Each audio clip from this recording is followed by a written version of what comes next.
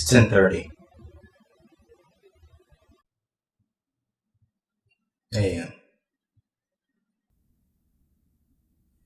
Stayed up all night, editing, trying to put together something. Just wanted to get it out there. Why am I doing this?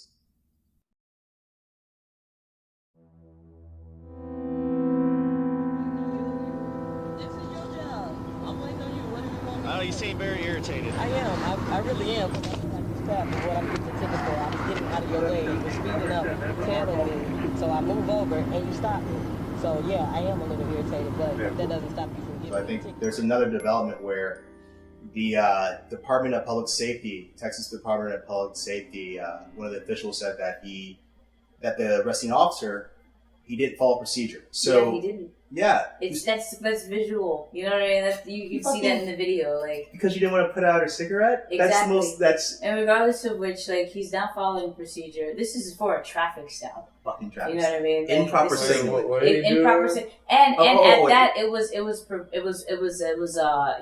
basically provoked her. You know what I mean? Like, Well, yeah. He sped up behind her and was like tailgating her for a while. So she tried to like pull over and get out of his way, and he ended up pulling her over. You know so what I mean? He basically provoked the situation. He created the crime, basically. He did. And then he ended up killing her, you know, because he felt threatened by a black woman. I don't think threatened is the word. I think the word is he was upset and he didn't value her life enough He to felt care. He felt threatened. You know what I mean? He felt like his masculinity was threatened. He wasn't respected. Because she wasn't. You know what I mean? His authority was threatened.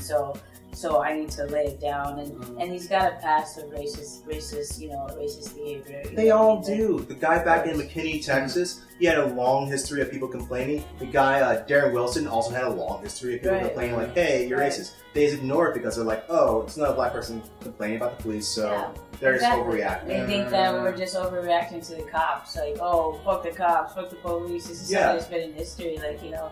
But it's not. It's really a problem. You know what I mean? This is you walk around with a gun in your waist. Like the city is giving you the permission to kill. Permission to kill, and this is what you're taking advantage of to protect us. Yeah. Like, you know, we pay you to protect us. It's also comes out of our labor every day. You know what I mean? Like, what the fuck? What exactly did he do to her? All right. So the background is this.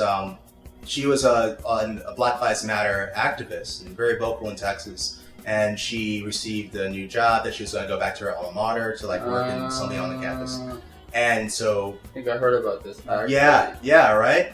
And so didn't they kill her? Yes, they did. Yeah. Yes, they did. They said it was a suicide. They said it was asphyxiation. And they made it look like a suicide. Yeah, I vaguely read really fast he about killed that. her. He lynched her. The plastic bag, in herself. Yeah. This is 2015, yo. What's crazy is that we were basically enslaved as a people, just as human beings, period, into this business of support these higher ups, so to speak. You know what I mean? Like, working class America. Well, working class is what we are. You know what I mean? Yeah. Like I get up every day and I go to work. We're talking about like the Donald Trumps, or like, you know what I mean? Like the people that come from money, the people that have money working for them, the people that, you know what I mean, that we're investing in.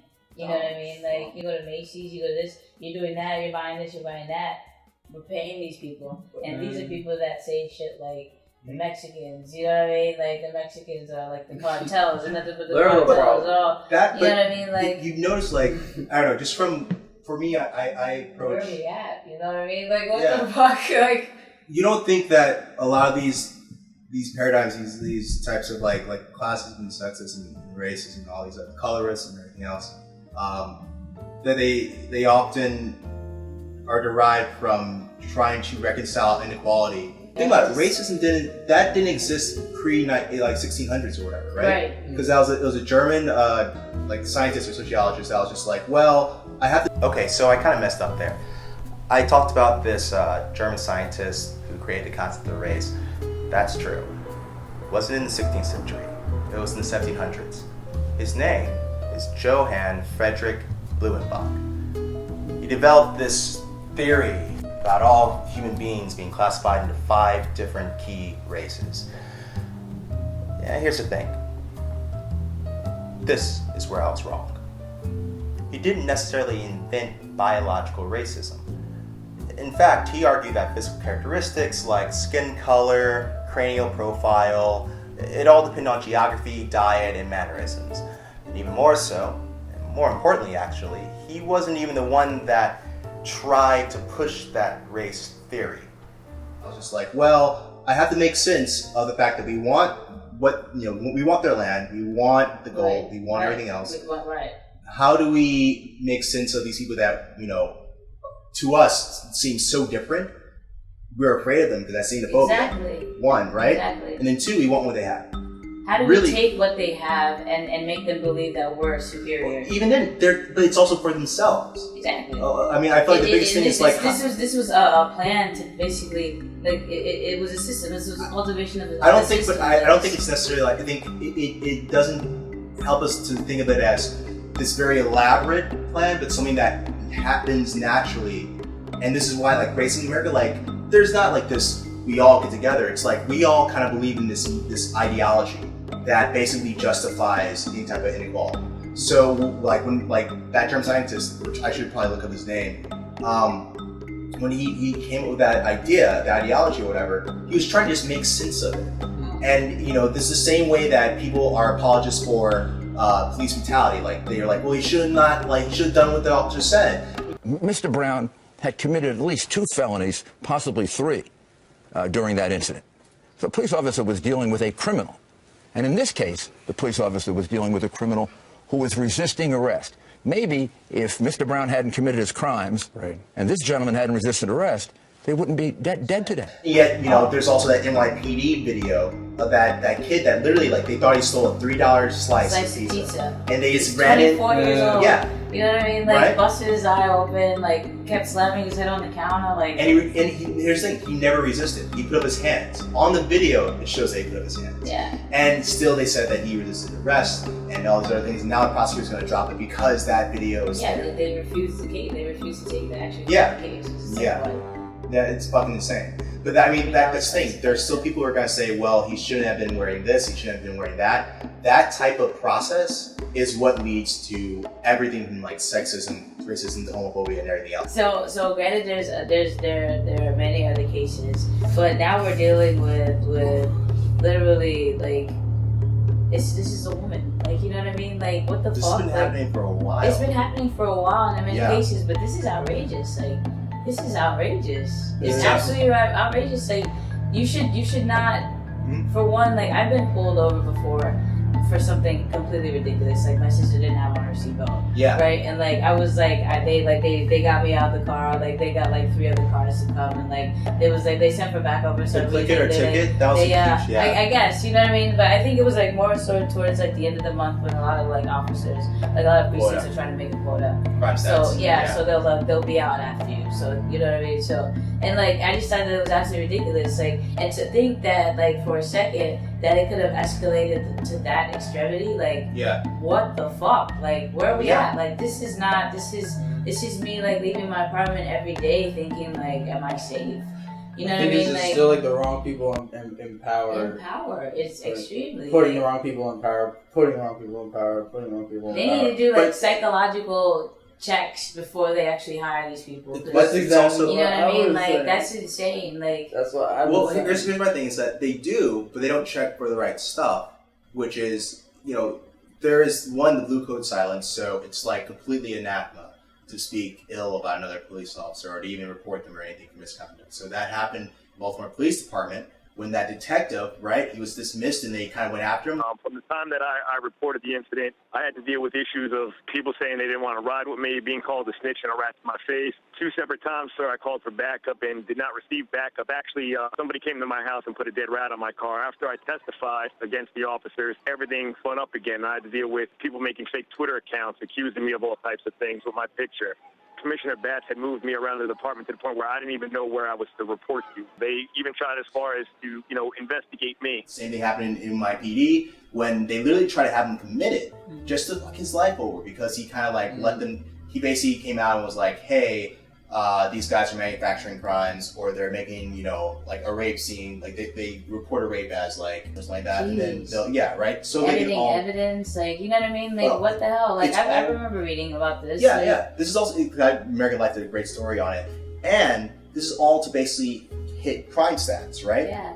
Okay, Cop Stats. That's a crime tracking program that was created by Officer Jack Maple. He was with NYPD a while back. Now, Ray Kelly that to NYPD citywide once he became police commissioner after he was appointed by Mayor Rudolph Giuliani. So, Crime Stats was that program, I think it was back in the 90s, where they focus on one area and say, like, what's the crime here? Bring that down. Now, can you always bring something down, crime down 2% every year? Can you actually bring that down? Or is there always going to be a criminal element? You can never have no crime. There's going to be bad actors in every society. There's always going to be, there's always going to be. So how low do you go where it's unreasonable, and now you're just kind of being pressured, you're pressuring the people out there on the ground to make all of these ridiculous arrests? There's that, but the biggest fucking thing is how the police see these communities. A lot of them are not from the community. Now you have a lot of cops that come in, especially in Philly, they're from outside.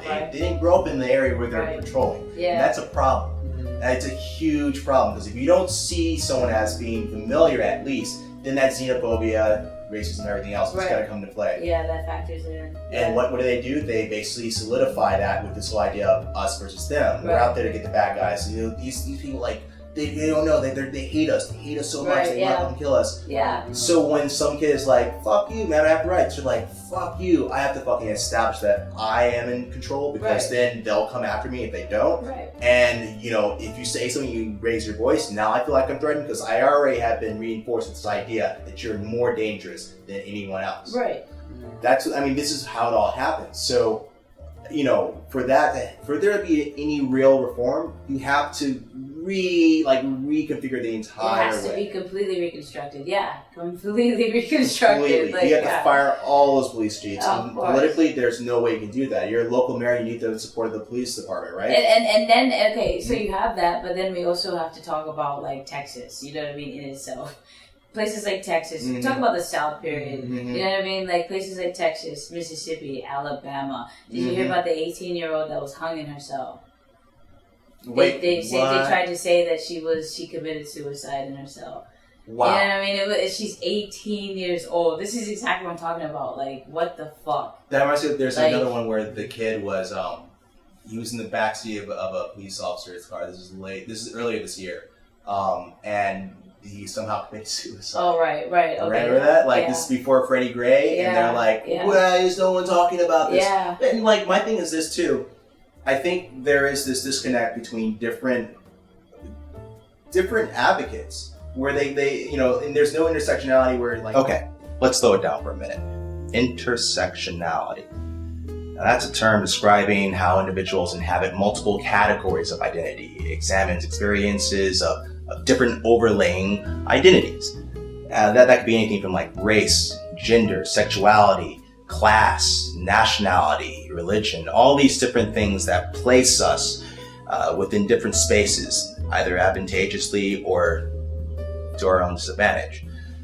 The reason why intersectionality is important is because it focuses also on how someone who happens to be both black and maybe gay, or black and female, or black, female, and gay, has a completely different and very nuanced experience as opposed to someone who's simply a black male, who might still experience male privilege. Just something to think about. Where, like, we should be working for everyone's fucking rights. We shouldn't, like, just like the one guy you talked to, he's like, oh, but the gays. Like, yeah. We're all outside there dealing with the same shit. Like, we all have this power against us. Why am I doing this?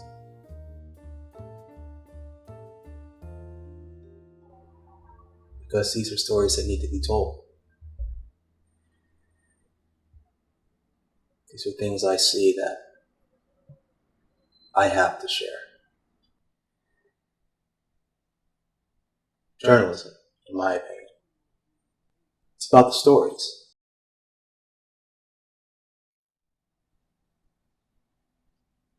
Welcome to the Notes Blog.